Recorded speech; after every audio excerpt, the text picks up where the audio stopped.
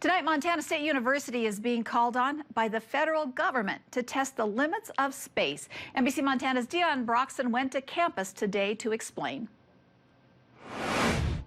When Chris Major was still a high school student in Coeur d'Alene, Idaho, a robotics competition he went to at Montana State University stuck with him. I went to one my freshman year of high school, got to see the ECE department, and I felt like I could really, make some progress here. The second-year grad student is making progress with a government branch you've probably heard of, NASA. It took a while to establish that RadPC would be going to the moon. MSU is one of 12 schools and private companies selected to have a project funded and tested by NASA. So basically, RadPC is a computer that, instead of trying to resist radiation, as traditional methods like shielding would do, instead tries to respond to radiation. This is one of the department's former projects that went to space. RadPC will look similar to this. So this project has been underway for about 10 years. I'm told NASA was looking for someone who can produce this technology on a budget. And deliver the same type of performance that you see in your laptops or iPads, but that can withstand the space radiation. Engineering professor Brock Lunar says this is the 11th grant the department received from NASA, totaling almost $4 million.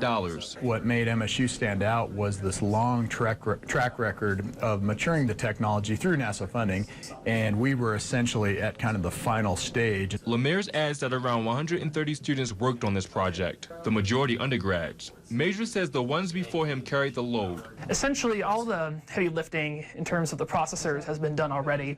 I'm just going through and making sure that in the background there isn't any radiation damage that can threaten the system. One thing that isn't threatened, MSU's determination to push the limits for space exploration.